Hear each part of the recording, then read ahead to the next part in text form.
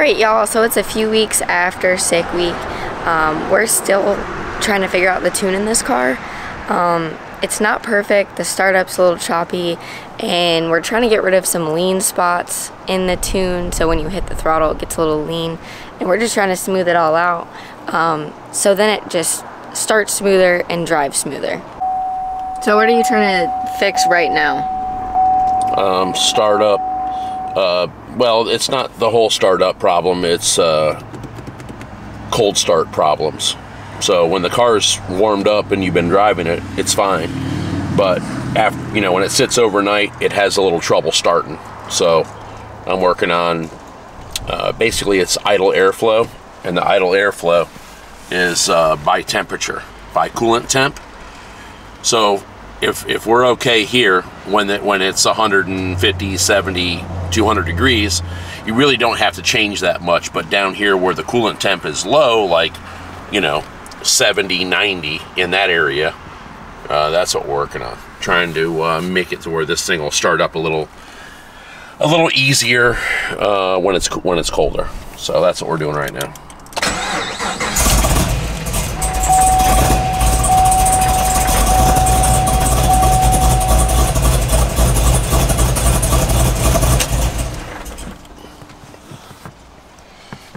Not bad. It's a lot better. It used to just try to die and stuff, so it is getting better.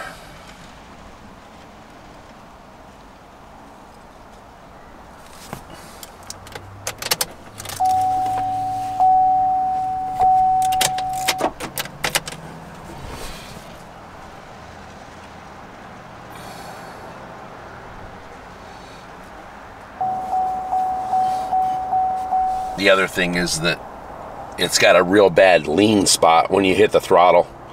So like if you're changing gears, if you're going from first to second or second to third and you let off the throttle, when you go to let the clutch out and hit the throttle, it goes really lean, and it makes the car hesitate. So it's terrible to drive like that. So we got to fix that too, where if you barely touch the throttle, it'll do it less and it's drivable, but that's not how it was from the factory. So we're going to change that, change a few things and see if we can get rid of that too. That's really the only two problems. It's everything else seems to be good. It drives really good going down the road, which we've worked on that already. And yeah, you worked on it literally like the entire time at sick week. Yeah, we would make little tiny changes as we were going. But a couple things that we just didn't get to, and I'd like to get that addressed just so it's a more pleasant driving experience.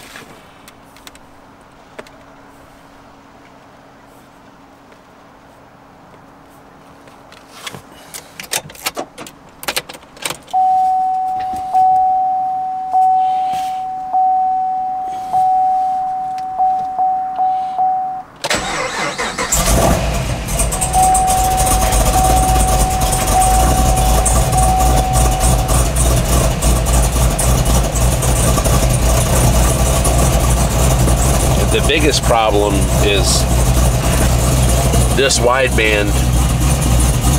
It doesn't read when you fire it up. It's got to go through its regular heating cycle for the O2. So I'm not seeing what the actual air fuel is when it fires up. So it's a little harder to deal with when you don't know what the air fuel is when it's trying to crank up. It's not too bad right now. It seemed a little bit better. Yeah, it's getting a little bit better. Let's see.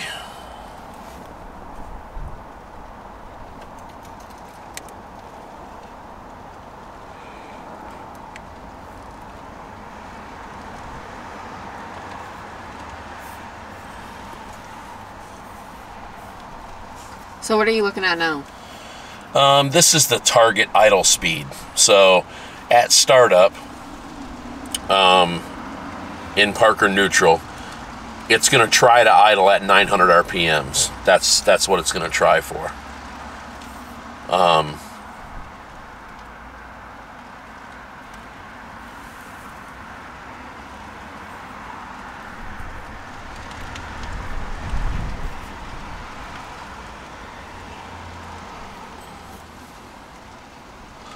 And you can see that matches that.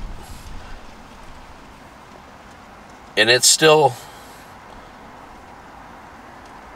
a little low. When it starts up, it's still a little off. But it's not bad. I don't want to change it too much and then end up messing up the hot starts. So I'll probably... It's mostly hot here in Florida. Yeah, I'll probably leave it like it is for right now. It does start and idle, and you don't have to touch the throttle at all. So that's fine. We'll start working on the lean issues we're having, which most people would call it tip in, but that's not really. That's everything. They changed the name of everything in these computers as the computers advance, and they change the names of everything in here. So I know there's a lot of different ways to do this. You could go in, say, the main VE table, and if the car idles in here somewhere, you could go up here. When you hit the throttle, this thing is going to jump from like in here. It's going to jump over here. You could just add a bunch of fuel, so every time you let off the throttle, boom, you're back over here. And then when you touch the throttle, it kind of zips over here. You could jam a bunch of fuel in here, and then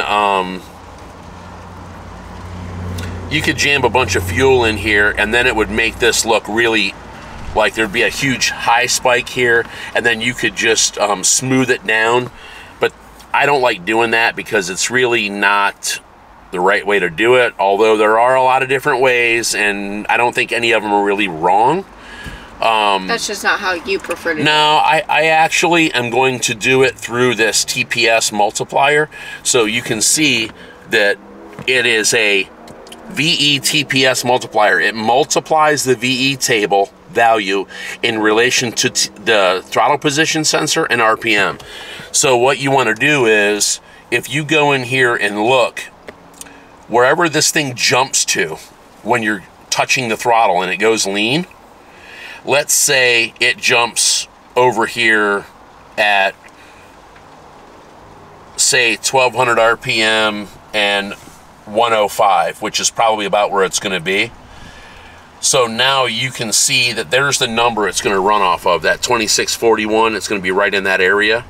So if that's the problem, the area you're having a problem with, this table multiplies that section of the table. If you go in the TPS multiplier and you go to the RPM and throttle position, you can just add something into here. See, it's 1.0, which means it's adding 0. Whatever it is, it's multiplying by 1, so it's nothing. So you would come in here and find out where you're having the issue at, and you would add a multiplier. So like if you wanted 10%, it'd be 1.1.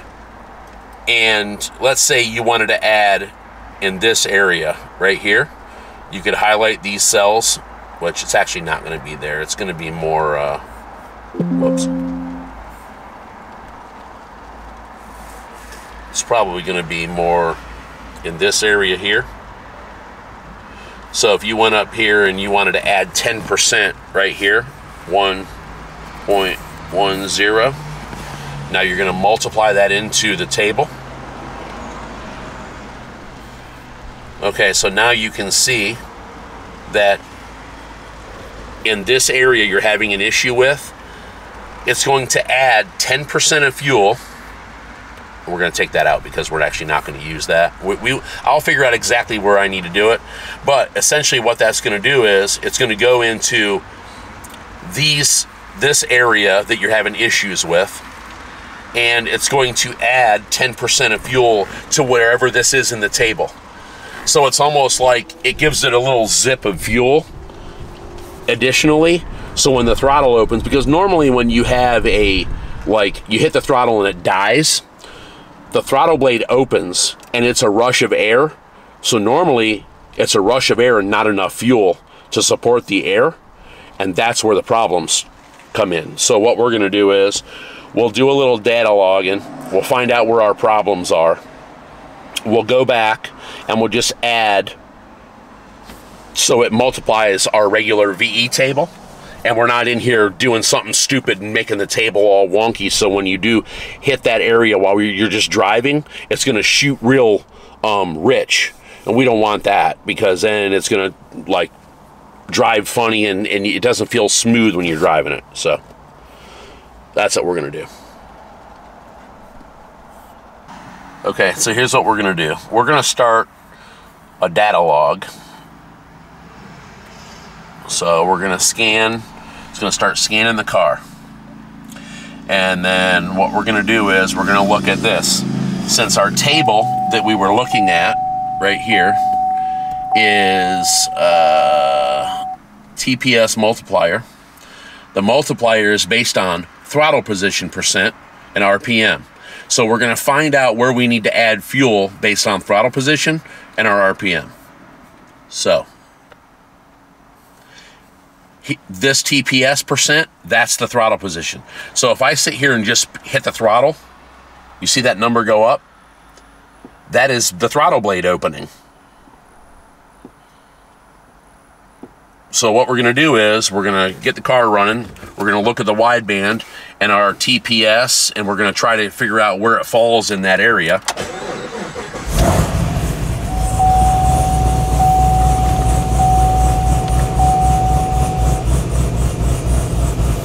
You can see if I hit the throttle. So this thing idles, we know it idles at around 25% TPS. So that's where our problems are gonna start, because if the wideband would actually work, you're seeing the actual air-fuel ratio. So watch what happens when I hit the throttle. You're gonna see the TPS increase, and you're gonna see this.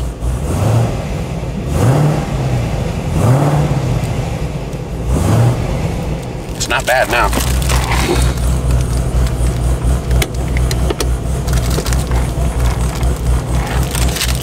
Hold that so you can see it.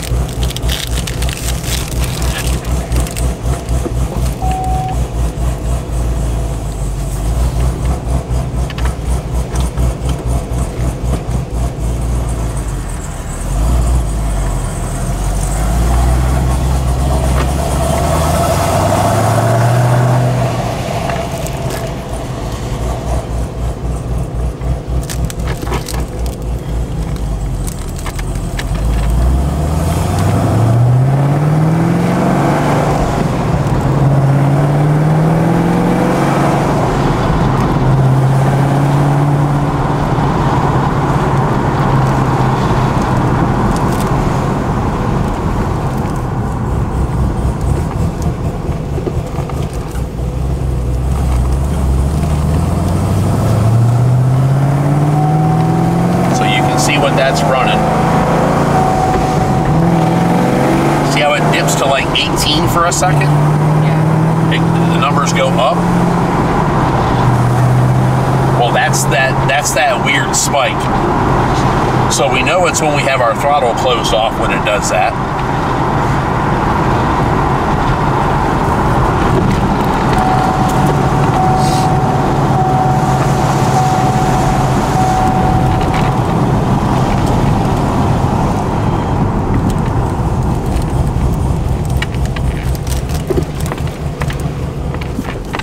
Idle's hanging a little bit. We got to deal with that too.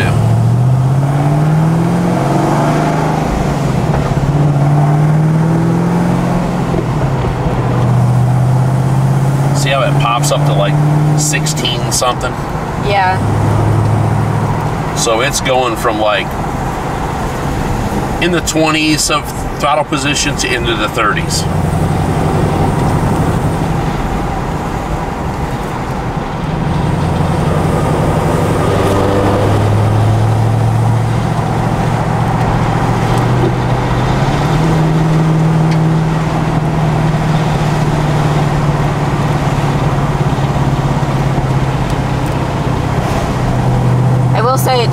lot better than when we first started sick week. Oh yeah, it wouldn't even run. It would barely run. You couldn't get it to take off. You let the clutch out and it would die. It wouldn't start. It's way better than what it was. We're kind of honing in on it.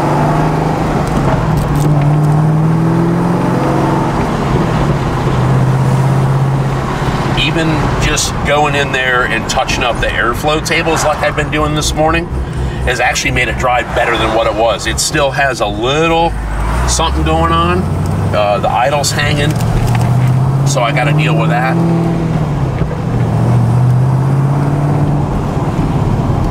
And I'll try to work on that TPS multiplier and see if I can get that to fix this little issue.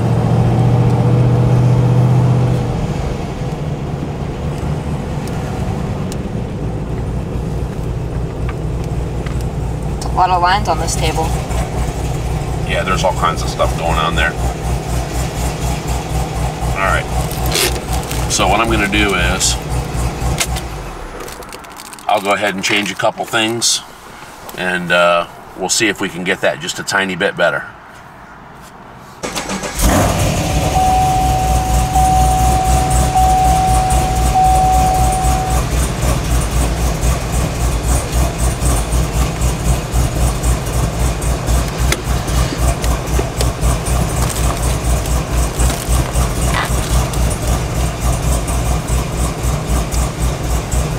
You need that up.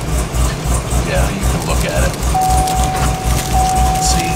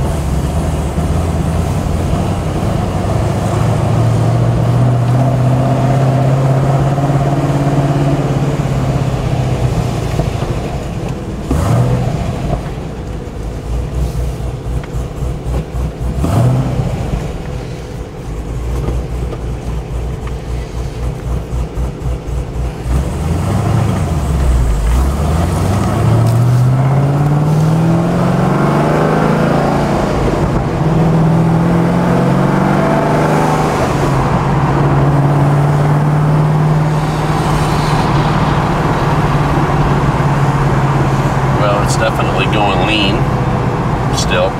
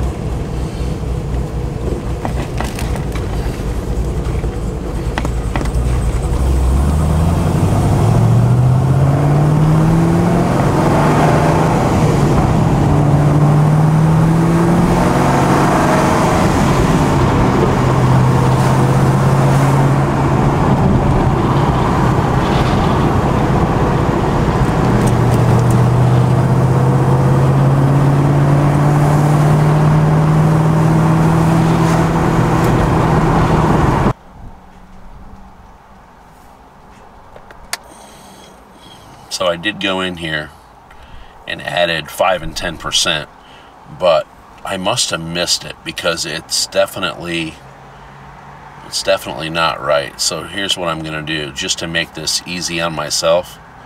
I'm going to put this back to what it was stock, and then what I'm going to do is I'll go in here and add I'll do something drastic. I'm going to add 20% to the whole table. That seems a little much. Yeah, it is. But sometimes just as if you're going here and you make a 5% change, it might not be enough to correct the problem. At least if you add 20%, it's either going to get better or it's going to get worse. And you can see that on the wideband what it did. So then once you do that, you're definitely not going to need it around here, but you can go in here and trim this back down if you find out that 20% is kind of what you need. So we'll try that.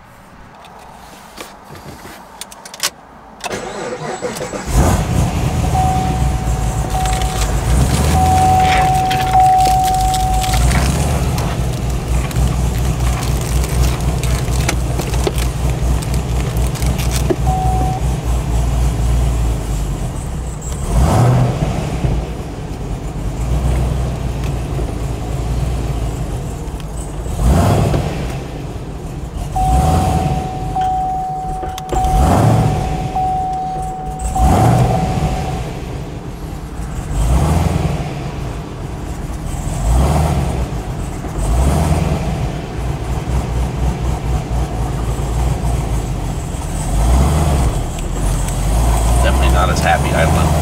No.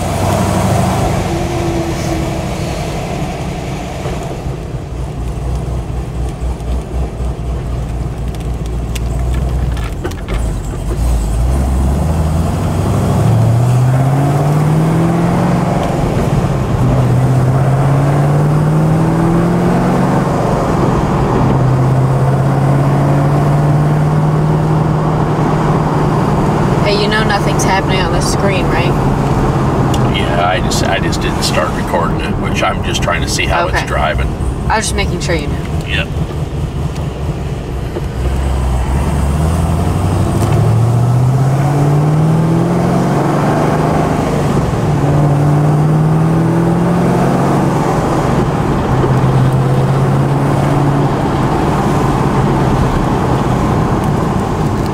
Yeah, we did add some fuel pretty much everywhere, and it's definitely a little richer than it was.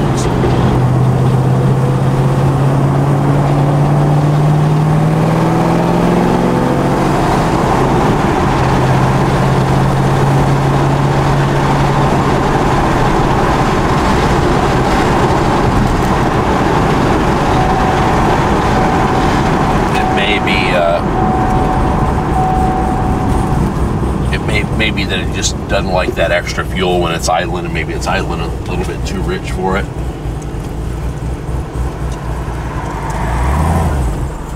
The car definitely doesn't take off as easy on the, when you're letting the clutch out. It wants to kill the engine.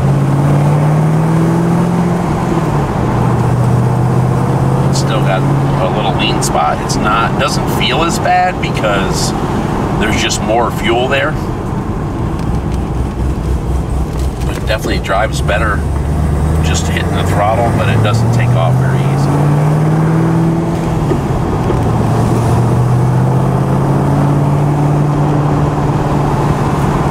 So you can just change the area where it's taking off, right? Yeah.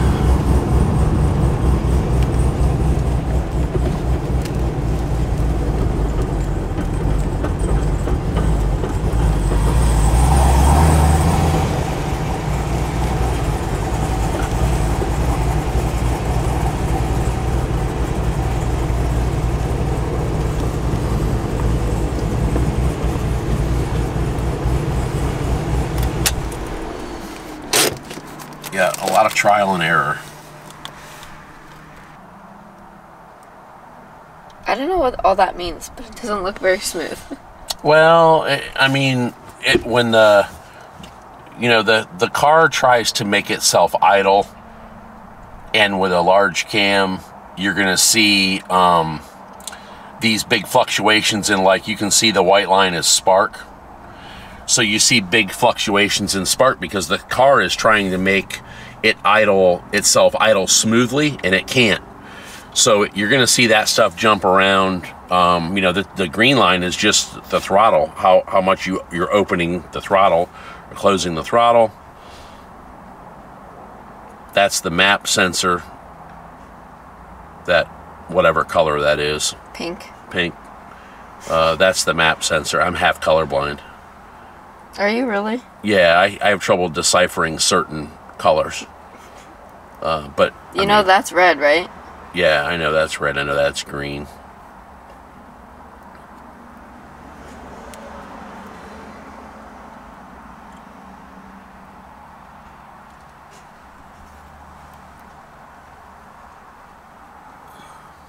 Yeah, the O2s look weird in this car. They always have. And I put new O2s in it, and they're doing it. It just does weird stuff where it switches from rich to lean to try to help with fueling. But it's not bad. We'll get a handle on it. So we got everything pretty close. The only thing we can't really do is cold starts, because once you start it 2 times, doing your cold starts, it's warm enough to where you're not in cold start anymore. So it's definitely better than what it was. Still probably needs a couple little tweaks. But yeah, I mean, it's driving pretty well. We did do some couple little wide open shots, because the fueling was definitely off. One of the times it was like 10-0 and really sluggish, so we got it. Then we were a little bit too lean. We got it pretty close right now. I don't run my stuff as lean as most people do. I'm kind of like an 11.5 guy. I don't do the 12.0 and 12.2 on forced induction stuff. Not that you can't, it's just me personally. My theory is I'd like to leave a little bit more fuel in it and run a little bit more timing, because I think there's more power in the timing, which we're still light on timing with this car, but we're not trying to make some big dyno number or nothing like that. We don't really care. So yeah, we spent a few hours messing with it. It's definitely better than what it was. Yeah, the idle was so bad. Yeah, the idle was really bad. It was getting better, but now I think it's the cold start is better. Maybe a little more tweaking, but you could get in this car, fire it up at any time, and drive it. And although, you know, it's something different than stock, it's still very drivable, even though it has a pretty good sized camshaft in it. And an aggressive clutch, which is kind of chattery, but yeah, this is the first time I've rode in this car. Yeah. Since everything's been done to it, and I was very surprised about the aggressive clutch. Yeah, and I mean, we should have probably put the RST in it, the street version, because this car's not going to make that much power. But to be honest with you, I like overkill. So if you slip the clutch at all, it gets a little jumpy, but I don't care. Yeah. I know it holds the power, and that's the main thing. We're not messing the clutch up. So yeah, so it's been a good day. We got some stuff done, and this car's pretty much finished.